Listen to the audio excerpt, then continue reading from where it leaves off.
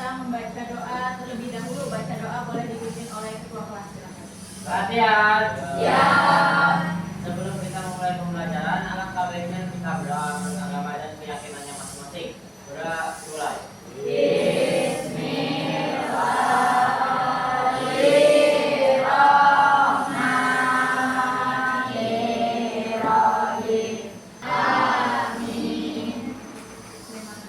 Ada yang tidak masuk hari ini? Masuk semua. Masuk semua. Sudah siap belajar di pertemuan hari ini? Sudah. Ada yang masih ingat gak? Di pertemuan sebelumnya kita membahas tentang apa? Indonesia sebagai negara hukum. Indonesia sebagai negara hukum. Poin-poin pentingnya tadi apa aja? Selain definisi, Ciri-ciri. ciri-ciri, Sama contoh. dan juga contoh. Indonesia juga sebagai negara berkedaulatan rakyat.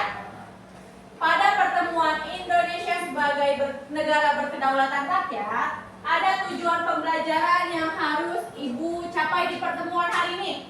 Setelah mengikuti pembelajaran, peserta didik mampu yang pertama menjelaskan definisi kedaulatan rakyat menurut Undang-Undang Dasar 1945 dengan baik. Dan yang terakhir yaitu yang keempat, dapat menyebutkan contoh kedaulatan rakyat sebagai siswa dalam kehidupan sehari-hari dengan benar.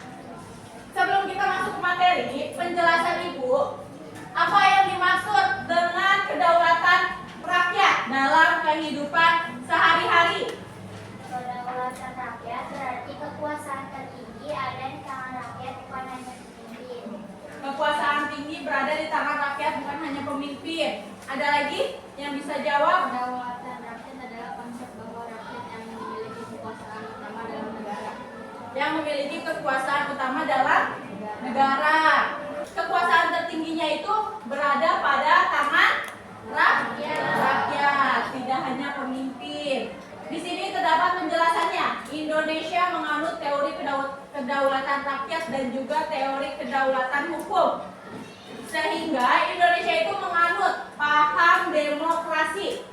Rumusan kedaulatan di tangan rakyat menunjukkan bahwa kedaulatan rakyatlah yang tertinggi asal muka kekuasaannya negara, dan tujuan kekuasaan negara itu adalah rakyat. Mengapa? Kedaulatan rakyat itu sangat penting untuk menjaga persatuan bangsa. Karena semua orang merasa memiliki suara dalam pemerintahan. Karena semua orang merasa memiliki Suara suara dalam pemerintahan. Agar bangsa tetap bersatu karena rakyat bisa mengatur pemerintah. Agar bangsa tetap bersatu. Karena membuat semua warga merasa bagian dari negara. Karena membuat semua warga merasa bagian dari negara. Ya, jika rakyat yang memilih pemimpin dalam pemilu, maka semua suku, semua agama, dan juga daerah merasa diwakili. Sehingga tidak ada yang merasa diabaikan, karena dalam memilih pemimpin itu pasti membutuhkan suara rakyat. Nah, di dalam kehidupan sehari-hari, seperti di sekolah, tahu nggak hal yang tidak adil kalau di sekolah itu? Contohnya tuh apa?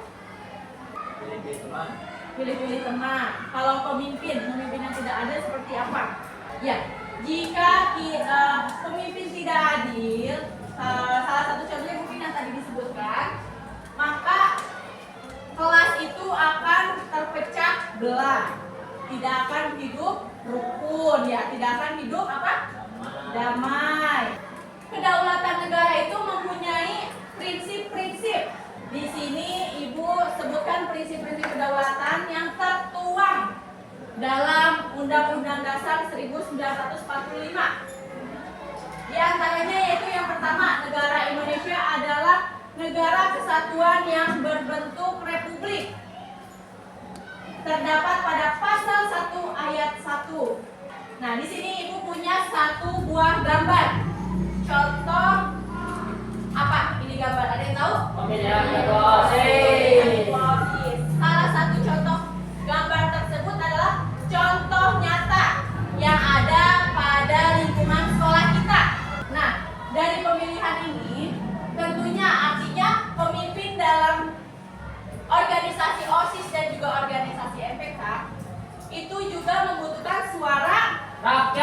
Siswa. Membutuhkan suara apa? Siswa. Karena dengan pemilihan ketua OSIS, pemilihan ketua FPK itu artinya siswa, seluruh siswa memilih siapa pemimpin terbaik yang akan memimpin organisasi tersebut. Materi pembelajaran tentang Indonesia sebagai negara berkedaulatan rakyat cukup sampai sini. Kemudian, Ibu ada LKPD yang harus kalian kerjakan. Dari LKPD tersebut akan menilai seberapa paham kalian pada materi pembelajaran hari ini yang sudah Ibu jelaskan. Untuk LKPD Indonesia sebagai negara berkedaulatan rakyat berkelompok 2 orang. Di sini ada petunjuk penggunaan LKPD. Sebelum kalian mengerjakan, dibaca terlebih dahulu petunjuk-petunjuknya. Kemudian tujuan pembelajaran yang harus tercapai. Di sini ada 3 soal. Nanti akan ada yang mempresentasikan dari hasil pengisian LKPD tersebut. Paham?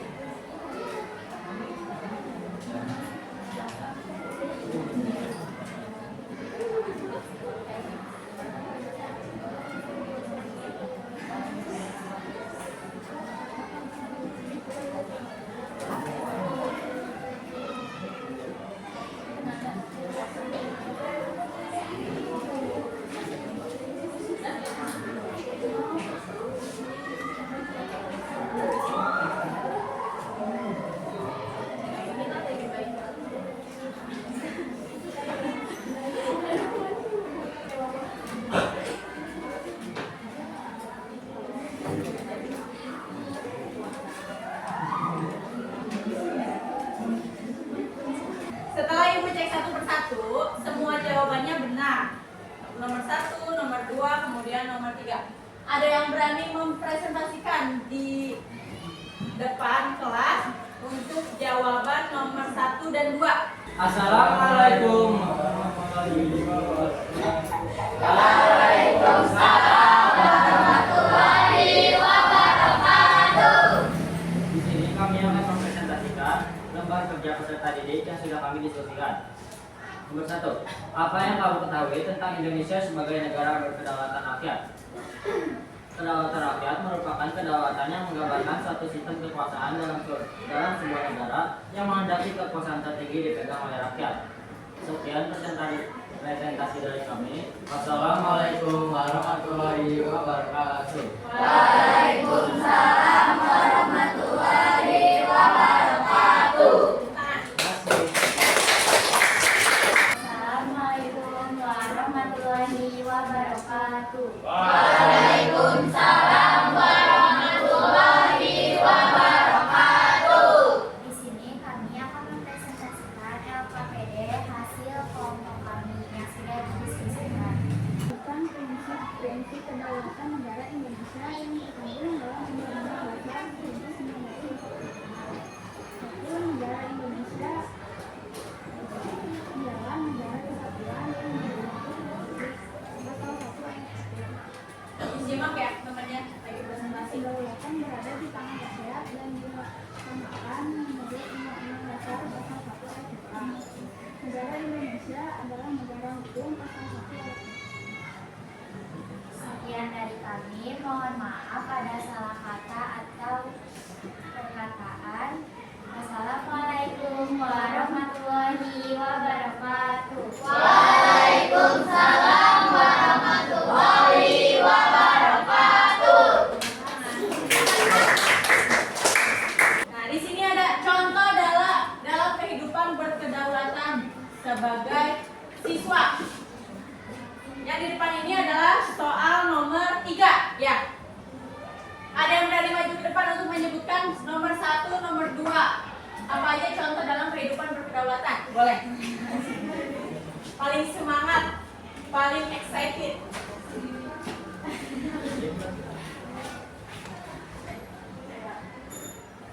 Yang keduanya ada yang mau? Oh, boleh.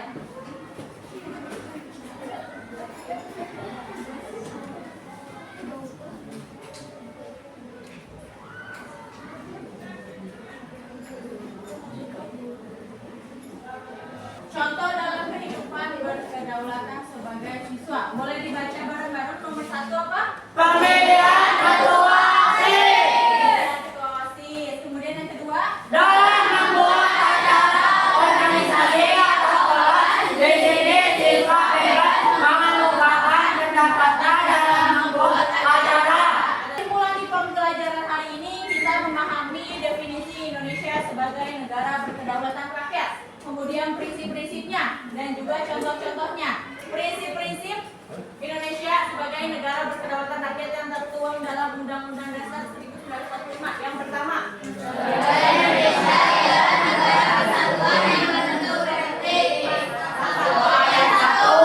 yang kalian ketahui tentang Indonesia sebagai negara berkedaulatan rakyat. Latar belakang konsep kedaulatan rakyat. Jadi, mau apapun jawabannya, apapun kalimatnya, intinya itu kekuasaan berada pada tangan rakyat. Nah, salah satu contohnya kalau dalam kehidupan lingkungan sekolah, siswa pemilihan ketua OSIS. Dalam kehidupan lingkungan masyarakat, pemilihan ketua RT, RW, pemilihan kepala desa, presiden, ya. Jadi dengan kalian menyebutkan poin-poin penting kesimpulan pada pembelajaran hari ini, artinya kalian sudah paham apa yang dijelaskan mengenai materi Indonesia sebagai negara berkedaulatan rakyat. Ibu senang bisa mengajar di kelas ini karena dengan semangat kalian, keberanian kalian, itu adalah salah satu kepercayaan diri kalian kepada diri kalian sendiri. Sebelum kita tutup dan sebelum kita membaca doa, mengadakan ice breaking, lakukan ice breaking dengan tepuk wow. Dikasih apa? Dikasih W, kasih O, kasih W. Wow, keren. Wow, wow, keren. Wow, keren. Wow, wow, keren. Terima kasih. Pembelajaran hari ini kita tutup dengan membaca doa dipimpin oleh ketua kelas. Silakan. Perhatian. Sebelum mengakhiri pembelajaran, alangkah baiknya kita berdoa berdasarkan keyakinan masing-masing. Berdoa dimulai.